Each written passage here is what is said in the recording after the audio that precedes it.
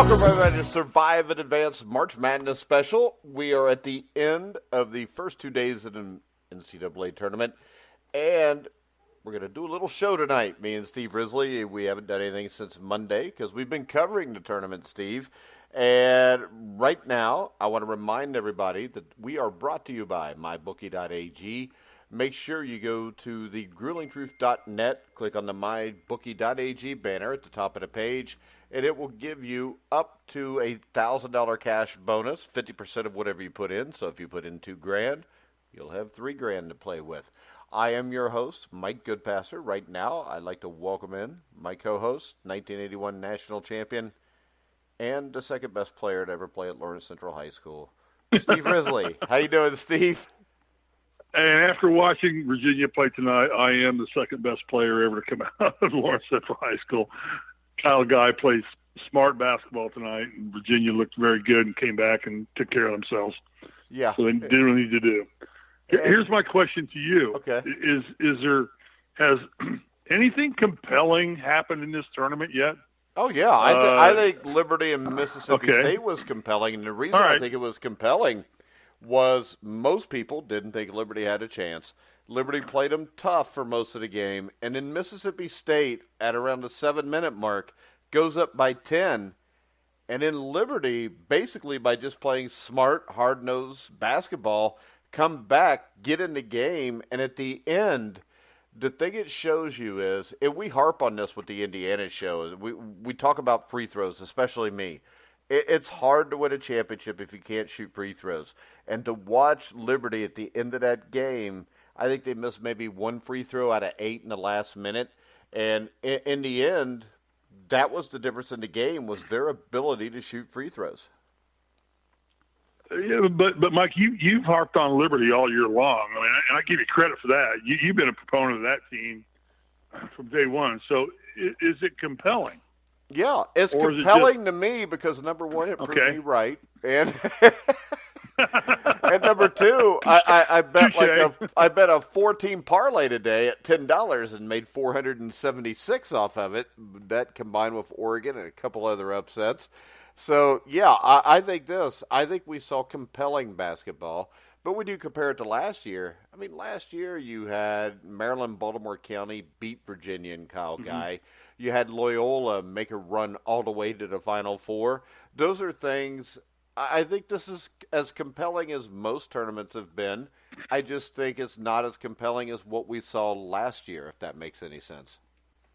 All right, no, it makes a tremendous amount of sense because I really have been kind of like, this has been kind of predictable, mundane basketball for the first 2 days. I mean, there's been upsets. There's not been a lot of blowouts, some, but there were opportunities where you saw where a blowout could occur pretty easily. But it's not madness yet. We haven't hit March Madness. Are we going to hit it this weekend? I think you will. I think we've got some great games coming up, and I think the star of this tournament so far has to be another guy I've harped on all year, and that was Ja Morant. Yeah. And, I mean, a triple-double. He gets a triple-double and only takes 8 shots. And the thing that stood out to me there, and people better pay attention to this team because them and Florida State, I think, is the matchup of the weekend. And I think that just because you got two very athletic basketball teams, you got Morant, who's a stud. Florida State, probably looking back at it, 3rd or 4th best team in the ACC. But that's a loaded ACC when you're looking at 3 teams that could possibly win a national championship. And I think Florida State or Murray State, whoever wins that game, has a shot to do just that because they have that much talent. In your mind, any surprises? I mean, you know, Vermont they did okay. Buffalo looks very strong. Texas Tech looks strong. Tennessee struggled against Colgate, really, I think, for most of the game. They pulled it out. Auburn, by the hair of their chinny chin chin. Kansas, I mean, Ohio State ekes it out. Houston looks very strong. Is there anybody that's surprising you now that you didn't think had the firepower, all of a sudden now you see has the firepower based on the first 2 days? Actually, Yeah, tough I, question. I UC would Irvine, say, UC Irvine looks real strong too. yeah, that doesn't surprise me. Actually, on the show we did last Monday, I told you UC Irvine and Oregon would both advance there. That's a 12-13. One of them's going to make it to the Sweet 16. That's compelling because, especially if it's UC Irvine, I think both teams are really good because both teams are long, athletic. I think Irvine's got a shot to win that game. I think Oregon is the better team. The thing that worries me about Irvine is I don't think they played very smart against Kansas State. And the other thing to remember is Kansas State was playing without Dean Wade, who is their best player, who for the second year has missed the tournament. Teams that surprise me. I think. Well, I think Washington. I think Washington surprised me. It didn't surprise me that they beat Utah State because that was one of the four teams in my parlay. But it surprised me they beat them that easily because I thought that game would go down to the wire. I thought Kansas was surprising in how easily they beat Northeastern. Ohio State, nothing they do will surprise me because I think Caleb Wesson's the real deal. And if you look at them, I think 3 losses came late in the season for them when they didn't have Wesson because without him, they're a totally different team. Wofford's not a surprise to me. That's another team I've loved all year because they can shoot the hell out of the ball. I expected Nevada to lose. When I look at this, if I said who surprised me the most, hold on. I'm looking at all of them. Right, and I think I can answer this question real easy. No. I mean, the only thing that surprised me was Maryland being able to beat Belmont. That surprised me. All right, you got Duke over North Carolina State. No, easily win. Does Duke look strong? Is Duke still the team to beat? They look strong in the second half. They had a rough time in the first half, and I got to see North Dakota State at First Four in Dayton, and they were a smart team. They shot the ball well. I thought they'd hang for about a half, and they get blown out. The interesting thing here, and this is what you're going to go to next, and that's that UCF team and Taco Falls. Yeah. I mean, Taco Falls is a big dude, and UCF is a solid team.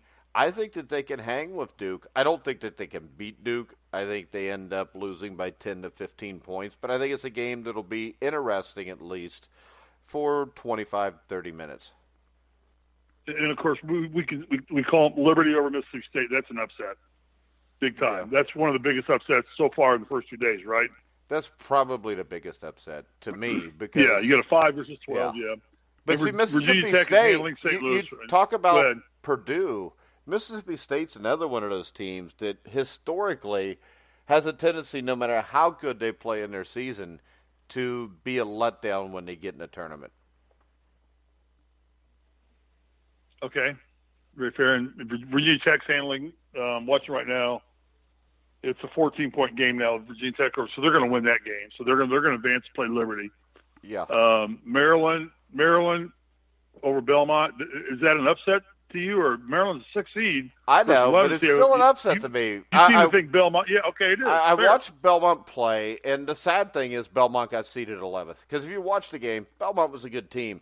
The thing that surprised me, and the reason to me it was an upset in my mind, is the fact that Maryland, the last 5 or 6 games of the season, did not look good.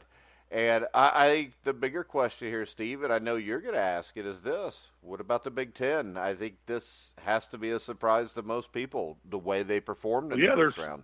They're 7-1 in the first 2 days. I can't remember the last time the Big Ten was 7-1. Usually the Big Ten comes in and gets dusted, and there's Michigan and Michigan State left in the Big Ten, and that's it. So how compelling is that only Wisconsin loses to Oregon, who's a very hot basketball team? And that's a pretty big upset, too, because that was a 5 versus a 12 seed.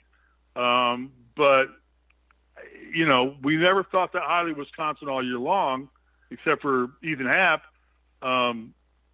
Big Ten looks very strong right now, but it all will change tomorrow. Yeah, that could change in the blink of an eye. I imagine it will to some extent. But the other thing is LSU.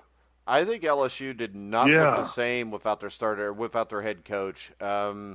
Without him, I mean, they played really well for about 25 minutes, and then it seemed to kind of fall apart. And when it fell apart, they won the game at the end.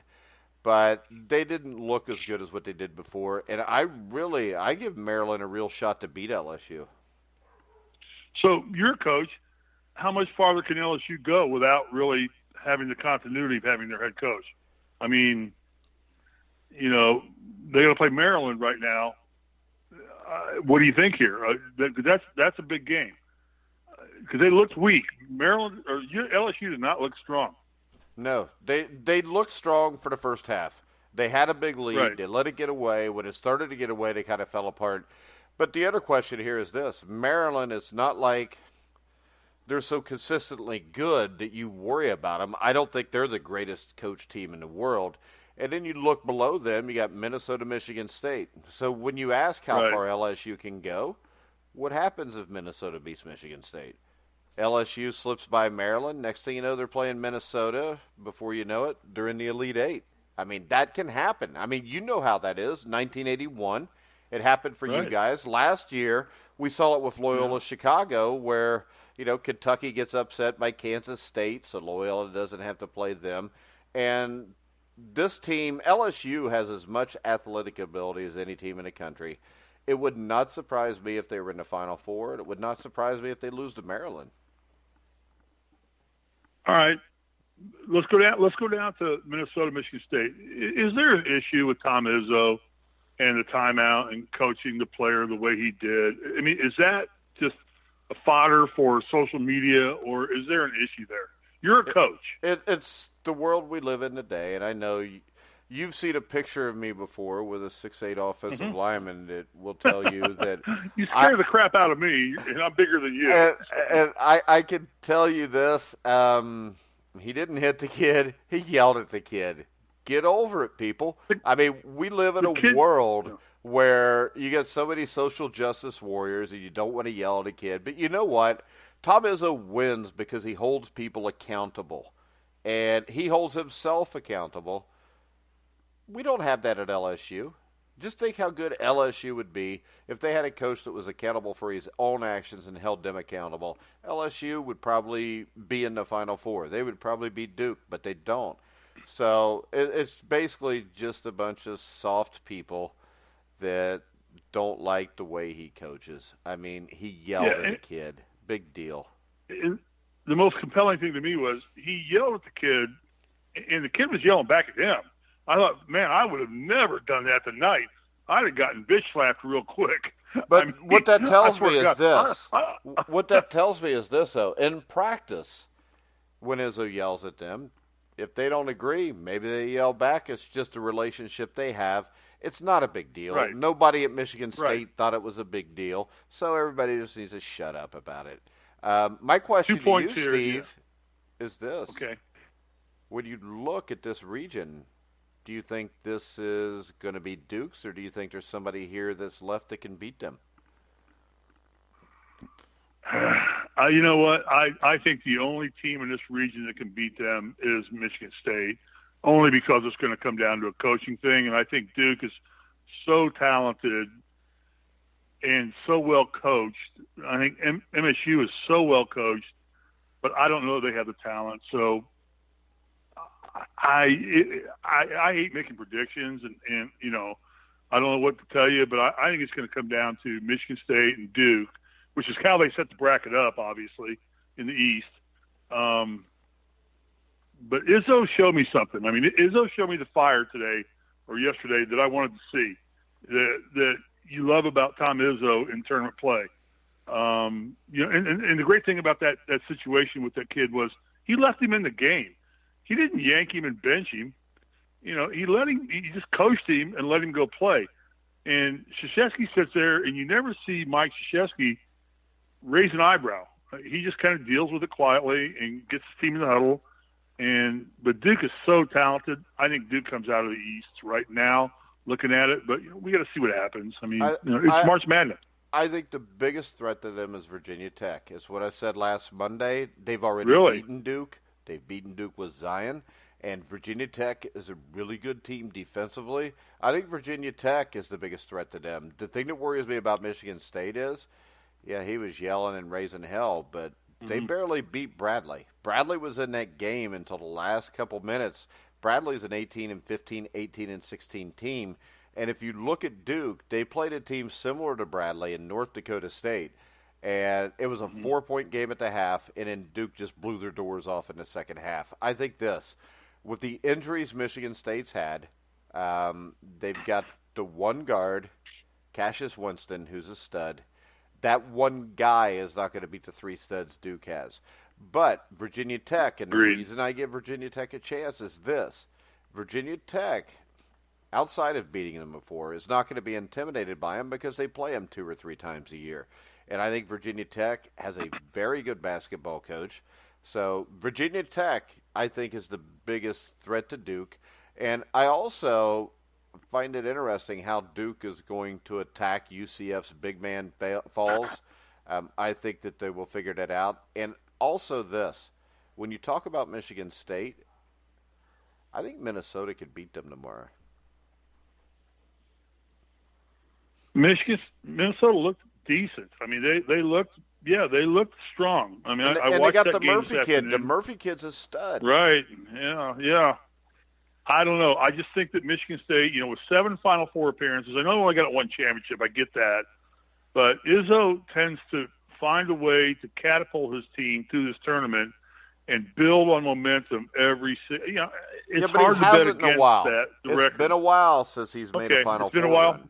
Yeah, it's been 3-4 years. I mean, hell, last year and the year before, I think he was a double-digit seed. I think he might have been 8 one year and like an 11 or a 12 the next or a 10. But all right, what's Liberty got for Virginia Tech? Can they handle them, or any chance that a Liberty? Walk away? I mean, they just beat Mississippi State, so yes, they have a chance. They could shoot the ball. They play a very intelligent game. Their best player tonight had one of his worst games of the season. I mean, he actually got benched for 7 of the last 10 minutes, and they still won the game. They've got a couple big guys in the low post. They've got guards that can shoot the ball. So, yeah, anytime you have a team that plays as smart as Liberty does, you have a chance. I don't think it's a given that Virginia Tech beats Liberty. And Virginia Tech is a team that has trouble scoring at times. I mean, they did tonight. And if they have trouble scoring, Liberty's got a shot. So there's no game in this bracket where I look at it and think that there's a team that doesn't have a shot, except for UCF. I do think Duke will beat them by double digits. Okay, so how much you're a coach, again, I don't just go back to that, but I respect that, and that's what we pray on you for, is your knowledge as a coach. Who plays fearless right now, and who plays with fear? Does Duke play with fear, or does Duke play fearless? Does Liberty play with fearlessness, or do they play with fear? What happens now? I think this. I think that you will not find a team that's not fearless right now. What you've got to figure out is what teams are fearless when there's a minute or 2 left. Tonight, Mississippi State was fearless until the last 2 minutes of the game. Liberty, I mean, you don't get this far without having fear. But it's just like, you ever see the guy that comes to the line and they put up his stats and he shoots 85%, but you put him at the line down a point with 25 seconds left in the NCAA tournament and he clanks 2 off the rim. And my son will be sitting there and he'll go, he's an 85% free throw shooter. And what I always did was this, whatever you shoot free throw percentage-wise, it's 10% less probably in the last minute of a game. Number 1, you're tired, and number 2, there's a lot more pressure. So an 85% guy is a 75% guy. A 65% guy is a 55% guy. So that's how I would look at that. See, I think right now, still staying to the East and move on, I think LSU plays with fear, and I think Michigan State plays with fear. I think both of those teams, their reputations exceed their expectations right now. I think LSU is trying to find their way without and they're playing with fear. Yeah. I don't think they're playing with fear. I think they're playing unsure, which unsure catches you in the last minute or 2. The thing about LSU is this, though. If Maryland doesn't come out ready to play at the start of that game, it won't matter if LSU plays with fear or not at the end of the game, because by the end of the game, LSU will have blown them out. I don't know that that's going to happen. And right now, I may lean a little towards Maryland winning that game.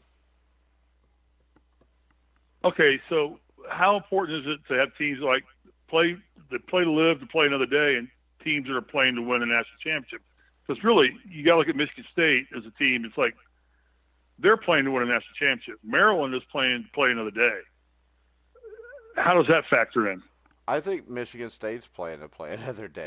By example. Okay, fair. When I watch them, I think this. Once you get to this point, I think pretty much everybody thinks they can win a national championship. Hell, Liberty thinks they can. UCF thinks they can. You don't get to this point if you don't think that you can. And I'm sorry, but last year we watched Loyola, who was a double-digit seed, damn near win the national championship. Mm-hmm. And the thing is this, the more you see that, the more you know it is possible. I mean, kids can go under today, and even if they're 20 years old, can watch the ESPN 30 for 30 about Jim Valvano in North Carolina State, or they can go find the story of Villanova or Loyola Chicago in 1963. Those stories exist. There's no reason why you can't do it, especially after you've won a game. All right, let's jump to the West. Can anybody touch Gonzaga? Oh, yeah. I think they could lose. I think they could lose to Baylor. I think Baylor's an athletic team. I think they're very good. And in Murray State, Florida State, both of those teams are very athletic. And Florida State has beaten Gonzaga in this situation. They did it last year in the Sweet 16. Buffalo and Texas Tech, I think, could be the two best teams in that bracket. I mean, Buffalo can play. I mean, they can flat out play. I think, take aside the reputation of Gonzaga, I think this is the most balanced bracket left. I mean, every one of these people, you look at Murray State, they're a bitch. I mean, they're going to be tough to beat. Florida State, they got their hands full, and Florida State's a bitch too. I watched them play. I mean, there's two good basketball teams that are going to go head-to-head. That may be the most fun game to watch. Yeah, I think that's a great point you make. I think it's a great point you make because, I mean, I could see the only team in this bracket that I really don't give a shot to. Well, there's two. I think Baylor could beat Gonzaga, but I don't think they could make a Final Four run. Florida, I don't think could make a Final Four run. The other six teams, I could see making it to the Final Four. I mean, and really, I don't think Michigan can. At the start of this, Michigan definitely can because they've got John Beilein. Okay. I mean, he's been there two times in the last few years, and when you look at them defensively, they're very good. When they shoot the ball well, they can beat anybody. Now, when I look at it, I don't think Gonzaga gets out of the Sweet 16. I think Murray State or Florida State could beat them. Gonzaga proved last year that they have trouble with Florida. Florida State is the longest, most athletic team in this field, them and Oregon. And I think that's a really bad matchup for Gonzaga. Murray State, with that point guard, the guys around him, I think Gonzaga's in for trouble in the Sweet 16. And I think whoever comes out between Buffalo and Texas Tech could be your Final Four team. I think this could be Buffalo, Texas Tech, or Murray State. So talk about Buffalo, Texas Tech. And that again, I've watched both those teams play. That's a fairly well-balanced. It's a lot of athleticism and speed against a lot of physicality, in my opinion. Texas Tech is big and strong. Buffalo is very athletic. But they're evenly matched. Yeah, I think who pulls that one out? I think this is two of the top 10 teams in the country, to tell you the truth. I would. I don't know. I would slightly lean towards Texas Tech, but I think this game's a complete toss-up. The difference could be Jarrett Culver, who has a case to be the player of the year, at least to be the player of the year in his own conference. I think whoever gets out of this Buffalo-Texas Tech game will be in the Elite Eight. And Murray State, Florida State, Buffalo, Texas Tech, I think are the two best matchups in the second round, which is why I think this is the best bracket left. Yeah, I agree. That's what I said. I think the West is the best bracket. Yeah, I agree. Michigan, Florida, I'm telling you what, I'm going to favor Florida in this game. I just don't think Michigan's been offensively productive enough in the last 2 or 3 weeks to – I know Beilein's a great coach, and I love John Beilein, but I just don't know they're offensively productive. Florida, they're strong. and they're playing with purpose, and they're playing without fear. But the problem with Michigan, Florida, I think, plays on a reputation to some degree. Yeah, but the problem with Florida is Florida has been pretty inconsistent all year. They've played a tough schedule, but when you look, well, they played a tough schedule because they're in freaking SEC. But when I look at it, I think the teams are kind of similar, but I think Michigan is more consistent. They have the better coach. That, I think, is what comes down to. Altogether, yeah. I just don't know that Florida is consistent enough. I mean, if you look at them, this is a team that got buried last week in the SEC tournament. If you look at them earlier in the year, they lost to Florida State by 21. They lost to Oklahoma by 5 at home, I believe. So when you look at them against the better teams out of conference, Butler beat them by 7 at Florida. Michigan State beat them. I think that was at Florida also. Not sure on where the games were. But then when you get to the end of the season, Florida comes out, they lose to Georgia, they lose to LSU, they lose to Kentucky, they get a win over Arkansas and a win over LSU, and then they get beat by Auburn. So you're looking at a team that coming into this tournament had lost 4 of their last 6 games. I think I'm going to go with the team that's more consistent. I mean, Florida was 20-15. I think there's a debate to be made whether they even belonged in the tournament to begin with. I know you can't really say that after they win a game in the tournament, but I'll say it anyways because it doesn't matter to me. I think Michigan will win that game, and I think Michigan will win that game fairly comfortably, 8-10 points. All right, let's go to the South.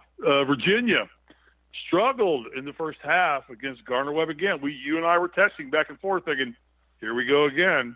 And they yanked it out, and Kyle Guy is an All-American player. I mean, he's a great basketball player. He still is the second leading scorer in Central High School. Actually, he's first. Okay. I called the school Friday, and I said, hey, who's your leading all-time scorer? And they said, Kyle Guy. I said, what about Steve Risley? And they said, who? Who? That guy that lost to the Aurora team with a bunch of 5-footers? Oh, yeah. God, I know. I'm never going to live that down with you. But they've got to go take on Oklahoma, and Oklahoma looked pretty strong tonight. I mean, they looked fast, physical, athletic, and I thought that Virginia struggled a little bit here. And is Virginia going to face some mental issues here that, like, they're unsure of themselves, and Oklahoma's playing without fear? But this is kind of where I'm getting at, because this is where you start getting down to it. Because I know we won one, so I know you start thinking about the will to win and not the will to not to lose. Is UVA playing with the will not to lose and Oklahoma playing with the will to win? I think what UVA showed tonight is this is different than last year. I think they will take care of Oklahoma. Mm-hmm.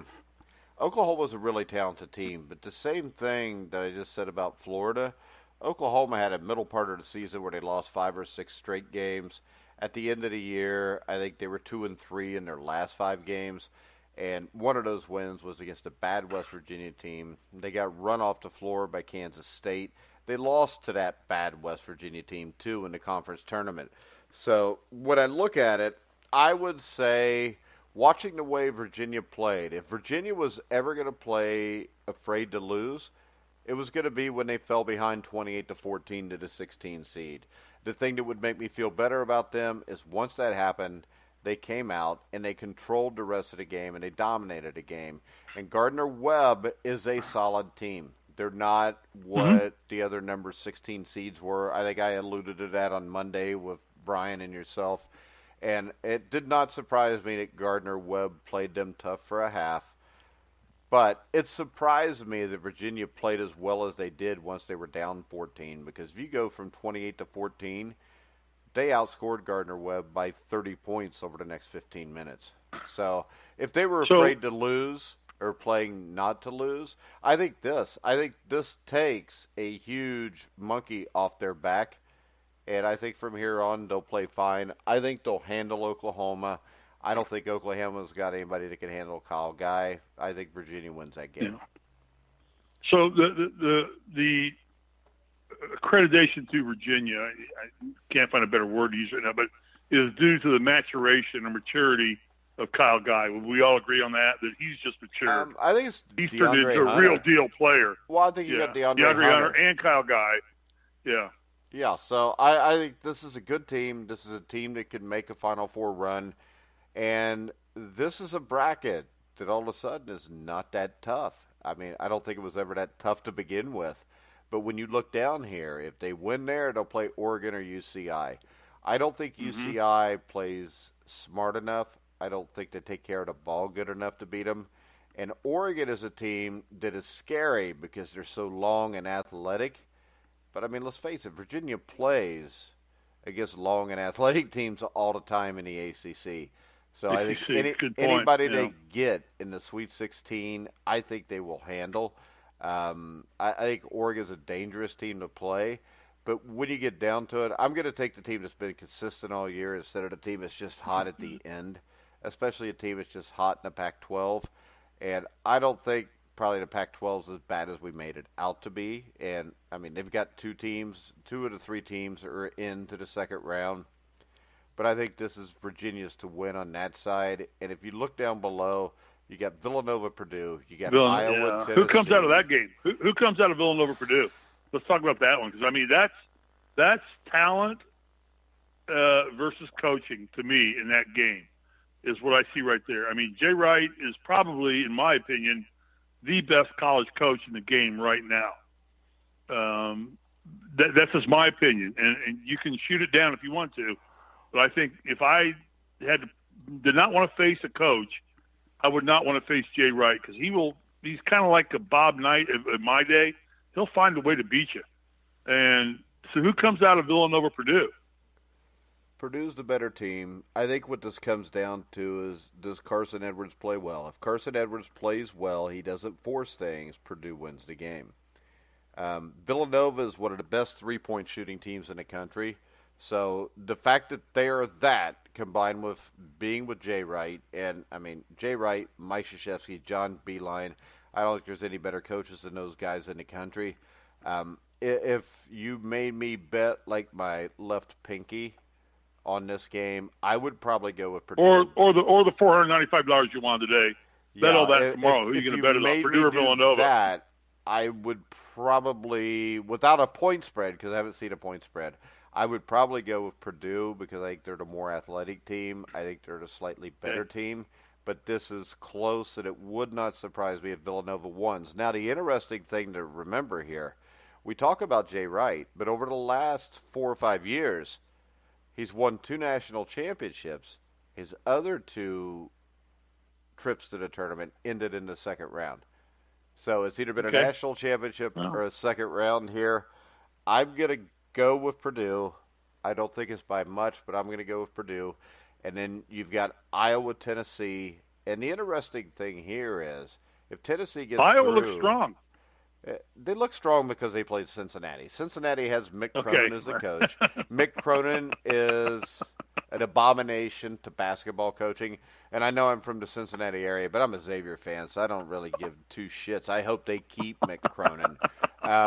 All I know is this: Cincinnati's the big school, Xavier's the little school, but Xavier's been to like 4 or 5 Elite Eights in the last decade, while Mick Cronin constantly loses like this, and they had a big lead today.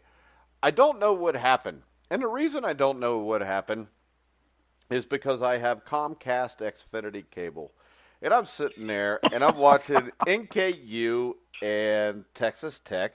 Of course, our friend Alex Gray goes to NKU. I coached an arena team that played on that campus. They're down 6, and I see the score, and Cincinnati lets like a double-digit lead shrink. There's like 6 minutes left. They're only up by 4, and my TV goes off.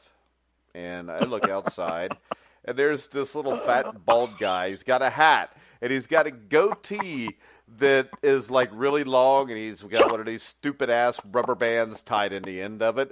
I don't know why people do that unless maybe he caught a bird and it's up in there and he wants to keep the bird in, so he ties it up with that. So I go out the door, and he's working on the cable box in between me and my neighbor's house, and I go, hey, why did my cable go off? Is there a problem? And he spits out his tobacco and he goes, buddy, nobody marked which one was which. I musta. And he said it like 3 times. He goes, I must have unplugged the wrong one. And I go, well, you think maybe you can plug it back in? And he's like, yeah, partner, I'll do that. So he plugs it back in, and a few minutes later, my cable comes on. All's right with the world. All right, I walk out in the garage to get me a bottle of water. I come back in, and my cable's out again. And I'm pissed. And I pick up my shoe, and I throw it off the damn door. I open the door, and I said, hey, my cable's not working. He looks at me, and he says, I'm having issues, buddy. I'm trying to figure it out. I'm like, all right. So I go back in the house, and this goes on for like 25 minutes. And the worst part about it is where I live, I got T-Mobile service, and it sucks. And you try to call my house on my cell phone. If I answer, I tell you, I'll call you right back. I can't get any service. So I'm like, damn, I can't even see what the score is. And it's been like 15 minutes, and I'm freaking pissed. And my son, Grant, comes walking through. I said, Grant, go out and ask that guy when it's going to be ready. And he goes out, and he comes back in, and he said, the guy said it'll be ready when it's ready. So now I'm really pissed. And I may have yelled some things that he probably heard through my house. But because I just want to watch NKU. Which slowed the process down entirely. Yeah. Which slowed the process down, and exactly. Then, I'll teach you. Yeah. And then it's like another 10 minutes. I told my son, I said, hey, you keep an eye out your window, and you make sure that fat little bald dude with the rubber band beard doesn't leave with our cable not being fixed. Because I know if I call Xfinity, they're going to be like, well, we can't get somebody out there till Monday. And then Monday, yeah. Then, I'm probably going to get arrested. And finally, I walk outside, and this little fat dude with the rubber band beard is smoking a cigarette beside his van. And I go, hey, is there any way my cable could be turned back on? He takes a puff of his cigarette, and he looks at me, and he says, I'm working on it. And I looked at him, and I said, really? You're working on it right now? He takes another puff of his cigarette. He says, partner, I'm working on it right now. So I come back in the house. It's another 15 minutes, and it comes back on. Now, this is where the story gets weird. That's a quote from North Dallas 40. But this is where it gets weird because then I walk out, and this fat little rubber band bald-headed guy is sitting in his Comcast Xfinity truck smoking another cigarette. The white van, the big white van. Yeah, with the red letters. And I walk out there, and he jumps out of his truck, and he goes, is it working? I said, yeah, it's working. He said, well, to be safe, partner, he said, I'm going to get back in the truck, and I'm going to sit here about an hour. If you have any problems, you let me know. I said, all right. And it's like 3 o'clock at that time. And I looked at him and said, you must get off at 4. He says, you got that right. Yep. And that's how the day went. That's why I hate Xfinity and Comcast cable. They suck badly. All right. Now, what were we talking about? All right. Back online now. And I feel your pain because we have Spectrum out here, and it's not a hell of a lot better. So I don't expect that Spectrum or Xfinity are going to sponsor our show anytime in the near future. Well, see, you know what? This is the thing. They're smart enough not to sponsor our show because they know I've got Comcast, and that shit's going out half the time anyway. So if they sponsor the show, you'll never hear the commercial. Tennessee, Iowa, two physical teams. Yeah, I would lean towards Tennessee. I think they're more athletic. Yeah. And I would like to see maybe Tennessee and Purdue in the Sweet 16 because they're probably both going to choke all over themselves and it'll end up like 36-35. But I think Tennessee wins. I think they go on to play Purdue or Villanova, which I think is a close game. I think Virginia's going to the Final Four, which is what I thought before. I think the biggest matchup here is Villanova, Tennessee, UVA, or Tennessee, Villanova, Virginia is the biggest matchup in this bracket. I think if UVA clears Villanova, I don't think they'll have a problem with Tennessee because UVA is ACC. Well, no, it's a run Tennessee plays Villanova. So UVA just has to clear one of them to get to the Final Four in Minneapolis. Right. Yeah. I think between Villanova and Tennessee, I think Villanova is going to get through. I can't bet against Jay Wright. I just can't do it. I think he's such a damn good coach that, and the farther you get in the tournament, having been this far in the tournament, coaching starts to matter more and more and more each game you play. And I think the more a team advances, the more valuable your coach gets. That's just my opinion. And I know that with Bob Knight. And, that's a tough thing to say because he's probably the greatest college basketball coach of all time, is Bob Knight.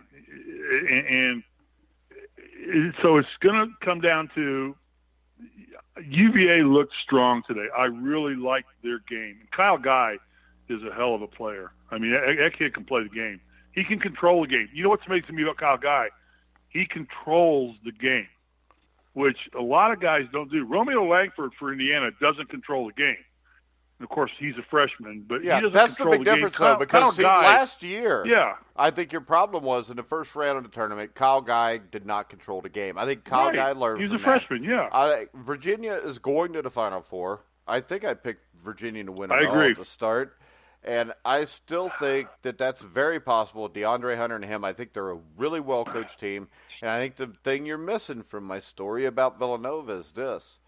When they have enough talent, Jay Wright wins a national championship. When they don't have enough, he wins a round and he loses in the second round. And this is the thing.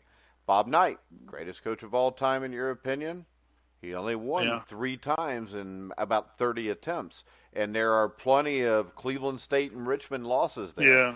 I think this. I think that basketball is a sport where if you've got the best player, you're the best coach.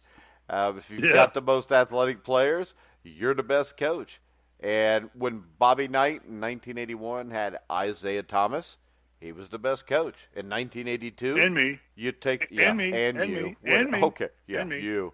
All right, and then in 1982, when he loses Steve Risley and Isaiah Thomas, and then a few other guys like Landon Turner, he loses immediately to UAB, and that's the same UAB team that they beat the year before. So I think this. I think football is a sport where Bill Belichick's always successful because the coach has something to do with every play. In basketball, he does to an extent, but not as much as a football coach. So I think you can overcome having a lesser coach just by having more talent. It's kind of like Sparky Anderson was a better manager than, insert a name here, that never won anything. But Boog Powell. No, let's go like this. 1973. No, Earl Weaver. No, Earl Weaver watched it. 1973, the New York Mets played the Cincinnati Reds in the playoffs. The Mets had finished like a game over 500. The Reds won like 97 or 98 games. But when it got down to the best of 5, it didn't matter whether the Mets manager was better than Sparky Anderson or not, because all he had to do was write Tom Seaver and Jerry Kuzman's name into the lineup as the starting pitchers. And they won those 3 games, and they beat the Reds 3-2. So I think that, that has a lot to do with this also. So I don't think Villanova's... Great insight. I don't think there's any way Villanova could beat Virginia. I think they'd have a shot against Purdue. I would give them a shot against Tennessee, but I just don't think they got the horses to get past Virginia. All right. That's great insight. Let's go down to the Midwest. I'm looking at the Midwest, and I'm seeing 3 teams are sticking out to me right now. They're one game. Let's start with the game. Wolford, Kentucky. Hey, this is an intriguing basketball game.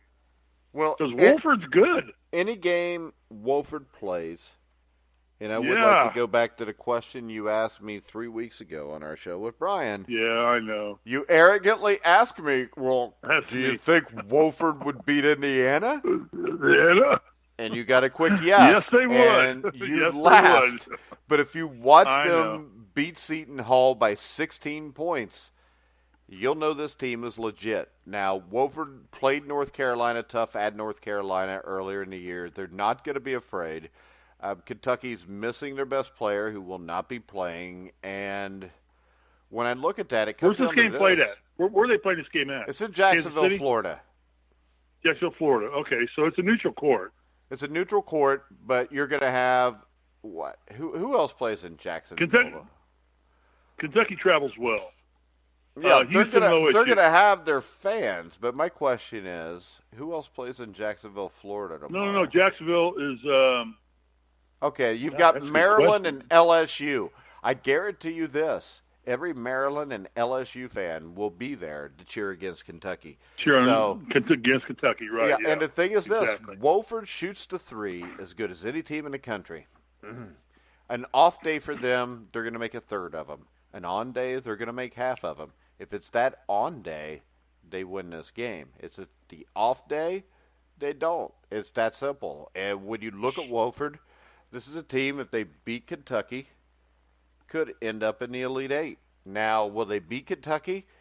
If I had to bet my right arm on it, I would, You wouldn't bet your $495. I wouldn't bet my right arm on Wofford because I need my right arm because I've been married for 25 years. You can read it at what you want. But with Wofford, Kentucky, I think Wofford's got a very good shot to win the game. I don't know if they will, but I'm cheering for them because let's face it, I hate the Kentucky Wildcats. And I know that this show is posted on multiple Kentucky Wildcat boards, and if you listened to it before, that won't shock you.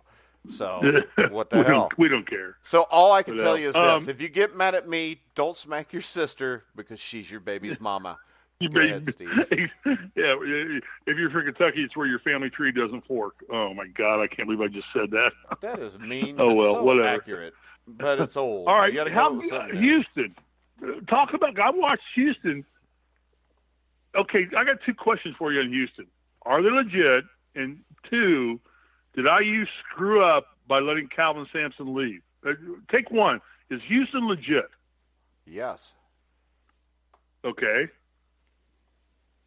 And they're playing OSU. So you like Houston in this game big time?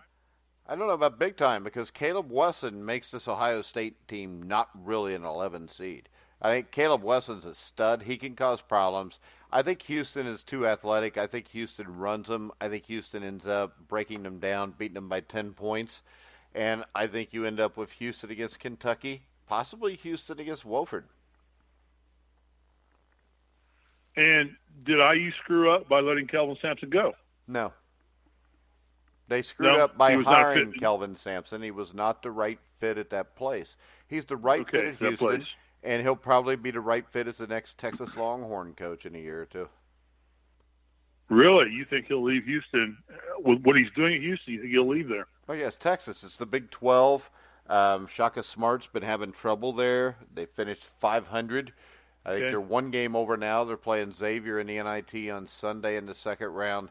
I don't know how much longer he holds out, especially with Kelvin Sampson not too far away from Austin in Houston doing such a good job. And, I mean, this is a team, I can see Houston going to the Elite Eight. I can see Houston being a Final Four team. The interesting matchup to me above that is Auburn and Kansas because Kansas looked really good. And this is Kansas. Yeah, they did this tonight. Is a team that's been there before. And when I look above that at UNC Washington, Washington is a good team. They're not a great team. I think they could give UNC a little bit of trouble. If UNC was to play like they did tonight, Washington may be able to pull the upset. But I look for UNC and Kansas to play each other there. I think North Carolina is probably coming out of this bracket. Kansas, I think, is the Kansas-Auburn winner is a huge wild card because we saw Auburn totally take apart Tennessee in the SEC championship game by, 20 or 30 points. So they are capable of playing the game. They can beat North Carolina. And they only beat New Mexico State by 1, but New Mexico State was underseeded. They were a team that deserved to be probably more of a 7 or an 8 than they did a 12. And I think overall, I think there's a couple teams in this tournament that didn't belong in it. but I think for the most part, they probably got about 65 of the 68 teams right. I just think that they screwed up on the seeding because I don't think they give these mid-major teams enough credit.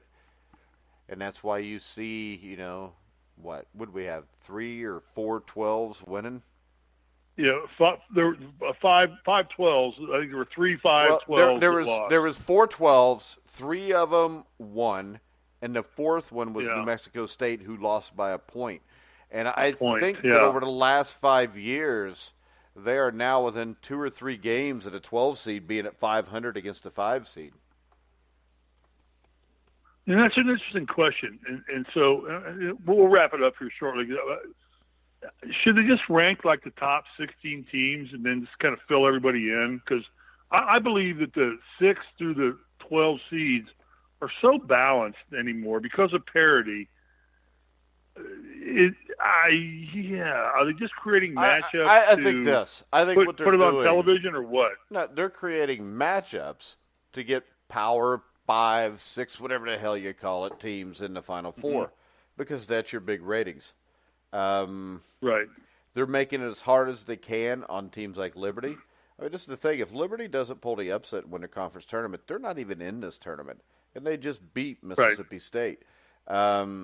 Predominantly, most of these teams that are seeded 14 and better are teams that put up a fight. I mean, the games are close. You look at Northern Kentucky. What were they? A 14 seed playing Texas Tech. If you watch that game, not a huge difference between the teams. Texas Tech is obviously better, but that was a game that was in doubt for 30, 35 minutes. They pulled away at the end. And I'm sorry, you talked about the games being compelling. I think the more teams you have, like Liberty, makes it more compelling because if I've got a second ration, put it like this, tomorrow, if Auburn was playing at Kansas tomorrow at the same time Murray State's playing Florida State, the more compelling matchup to me is Murray State-Florida State because Murray State is not considered relevant. And I want to see teams like that win. UC Irvine, Oregon is relevant to me. I want to see UC Irvine win because those teams don't get the opportunity. Fair. And the opportunity here is not fair.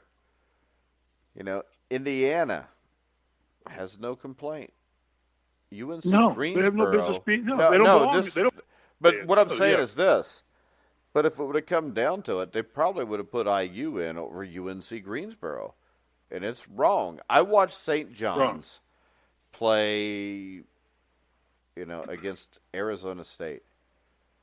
Both teams, neither team belonged in this tournament. St. John's was terrible. Chris Mullen sat there. I'd have liked to see him coach his team at some point. Now, I hate to say that because I got to meet him Wednesday. He's a really nice guy.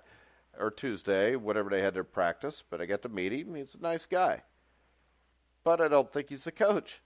At least he wasn't there. Maybe he just realized he didn't belong there and he just wanted to get home as quick as he could instead of getting embarrassed in the next round.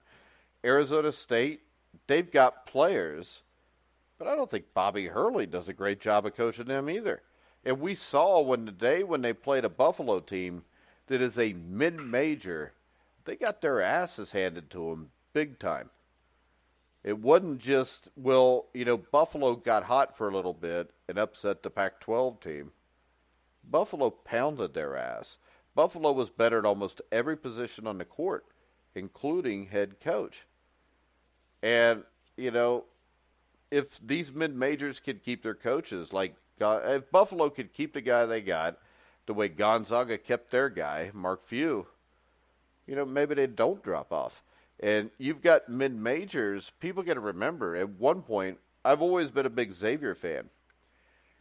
In the mid-'80s, Xavier was a mid-major. They played in the MCC with Oral Roberts. And I remember Xavier would win 28 games in a season, but they still got to win the conference tournament to get into the NCAA tournament. And that's bullshit. Yeah. I mean, I think, and we talked about this yesterday, I think if a team is below 500 in their conference, they should automatically be eliminated. There should be no question. If you're 8-12, I don't care what conference it is. If you're 8-12 in conference play, you should not be in the tournament unless you win your conference tournament. The other thing I think is this. I think that the conference tournament should decide who's in. I love the conference tournaments. It gives everybody a chance to get into the NCAA tournament. And people miss that. People are like, well, it's more important to be good all year. It's not. As an Indiana Hoosier in 1981, nobody remembers how you guys started off the season losing to Texas Pan Am and you're 7-5, because in the end, the only thing that matters is who are the best teams come March. Doesn't matter who the best team was in January or December or November. It only matters who's playing the best. And I want the teams that are playing the best at the end of the year to be the guys that decide who the best team is. I mean, that's accurate. I mean, I can't give an argument to that. It's not more fair. I'm not a big proponent of the conference championships, but I'm not a disproponent of them either. It's the way we do it, so let's go with it. Well, put it let's like this, Steve. We live with it. We live what with if it. You so we get, do it. What if you get a team like Michigan, okay? They win the conference championship, but they started the conference out winning their first 16 games, and then they lost their last 4. Do you really want that to be the team representing you, or do you want Michigan State, who lost their first 5 and won 15 in a row and beat Michigan twice, but they finished a game behind Michigan State? Who would you better be the representative? Let me give the converse to you. Indiana, I don't even know what their record was in the Big Ten finally. And again, I think they were 8-12. So if they win the Big Ten championship, they're in, and they will have a sub-500 Big Ten record. Not regardless. Technically. Wait a second, because they'd have had to win 4 games. You'd have been 12-12. But yes, the team let's say there were 7. Let's say we're 7. Yeah. Let's say Penn State or somebody comes out and just gets hot and wins it, and now you've got a team, and based on your argument, you have a team that's sub-500, but yet they win their conference championship and they get the auto bid. Yeah, because they're the hottest team. Auto seed. Yeah, they're the hottest team, and they just had to beat all those teams. Because I don't care about winning a conference regular season championship if there's a conference tournament. They're never going to get rid of conference tournaments. So you could just ignore that, because that would cost them too much money. I know they're not. Of course they're Plus, not. Right. It's too much money made. Yeah. As a fan, I can tell you this. I watch Indiana and Xavier every game they play. Other games, I just kind of watch here or there, and I like to watch teams like Wofford and Liberty and stuff, just because it tends to be able to make me money this time of year. But there you go. When I look at this, I find conference tournaments compelling. I don't find a January 15th battle between Michigan and Minnesota compelling. It's good TV, Steve. And I want to watch something that matters.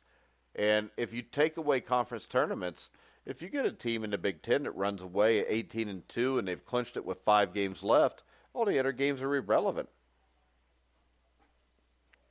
Yeah, I mean, the compellingness of it is in the regular season you can live to play another day. In the tournaments you want or done or go home. I mean, and I think that's where the compellingness comes into it, and I think that's why the favoritism fades toward to the conference tournament. So I have no beef one way or another. Yeah, because you want teams that are good at one and done. Go ahead. Yeah, no, I think you have to be good at one and done, because ultimately the prize is the ring, and you've got to play one and done basketball to get a ring. I mean, you can't live and think, okay, if I screw up Friday night. And I'm Oregon or I'm Kansas State or I'm Kansas State against UC Irvine, and I'm like, okay, I screwed up. Well, I can play again tomorrow and make it up. No, you can't make it up. You're done. Go clean up your locker room. You're done for the night. Right now, after the first 2 days, and this is just fun, nothing, who comes out of the East? I say Duke. I think everybody has to say Duke. Okay, all right. I still would say watch out so for Virginia Tech, though. Okay, but I say Duke, who comes out of the West. Just right now, it's just for fun. We're not making predictions. We're just saying, based on the first 2 days that of play. That is a prediction. Well, it's just know what's your impression. It's not a prediction; it's an impression. Let's paint it that way. All right. The West. Who comes out of the West? I think Duke comes out of the East. Duke comes out of the East. There's no brainer there. That's a no-brainer. It's not a no-brainer. I think that they are very vulnerable. The West, who do you got, Steve? You going with Gonzaga? No, I'm not going to go with Gonzaga. I'm not. I'm going to go with Michigan. I'm just going to go with Michigan again. I bet on them last year. You just said you thought Florida would beat Michigan. Make up your mind. I'm going with Michigan. All right. I'm just saying right now, based on what I saw in the first 2 days. That's all. It'll change Monday when we get with Brian on and we do our Sweet 16 show. It'll change, but right now I'm thinking I like Beeline. I like his style of coaching. I like the continuity which that team plays, and I think they play a little more physical basketball than Gonzaga, and I think they come out of the West. That's my pick. Who do you got? Buffalo. Yeah, that's not a bad pick either. I was going to go Buffalo. I picked Texas Tech to win to get to the Final Four to start. Yeah. I think it's a toss-up, but I'm just going to be a little different. All right, where do you want to go? Yeah. You want to go south? What, Midwest? Midwest? I'm liking Kansas. Really? Yeah, I just think that they're going to gel. I just think they're going to put it together. I'm like I said, it's based on one game so far right now, but I'm liking Kansas out of the West or Midwest. Oh man, I know that's a hard one. No, it's not. That's the hardest one to pick. I just got a message. Actually, let me retract. No, let me retract. I got an email. Let me retract. I got a message from somebody on Twitter that says, Risley, wow. He picked Florida an hour ago, and now he said Michigan's going to the Final Four. Well, we've had discussion. I've got educated. His mind. Right. I'm allowed. It's America. I'm allowed to do that.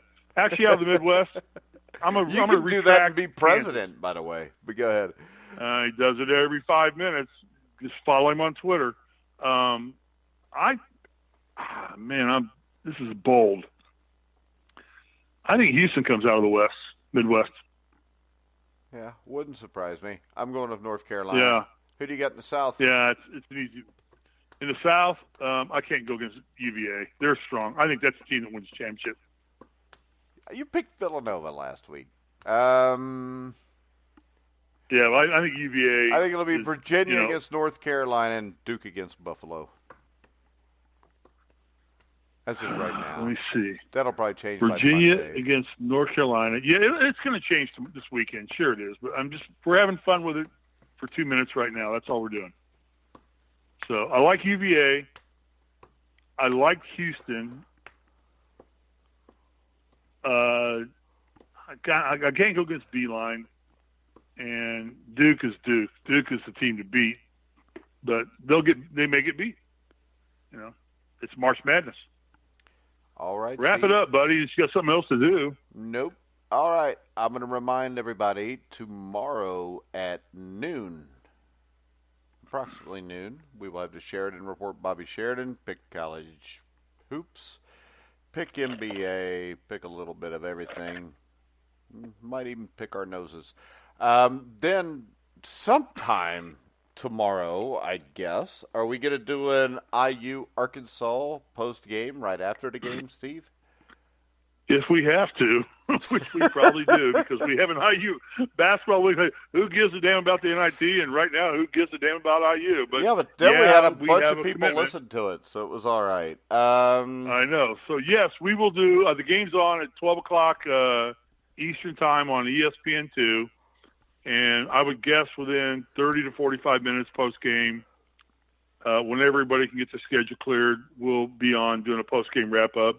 It may be the last show we do without going into our Legends program, which I want to talk about that. We are going to have all summer long on IU Basketball Weekly.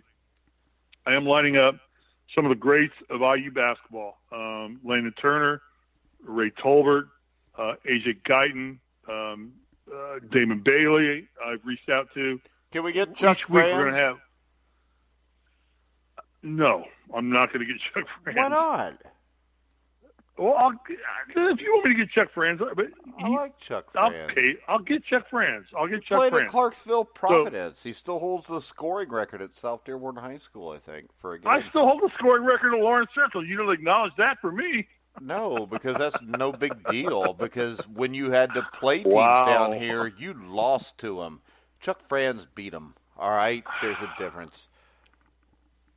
Of course, Tim Johnson was graduated a couple years before. So when are we going to have Tim Johnson on the show?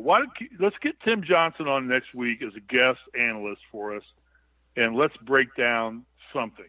No, because I asked him about it, and he said, "Who's Steve Risley?"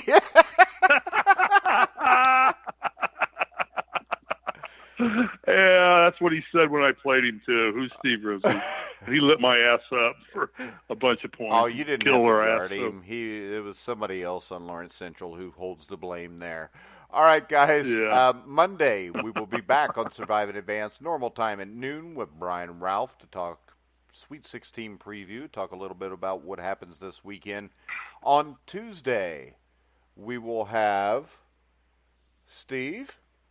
Hold on, I got the book right here. We will have Fred Mitchell, who wrote the book, The History of Loyola Basketball, More Than a Shot and a Prayer. It goes all the way back to 1963 and how Loyola really broke the racial barrier for college basketball before you had the UTEP team or Texas Western team in 1966.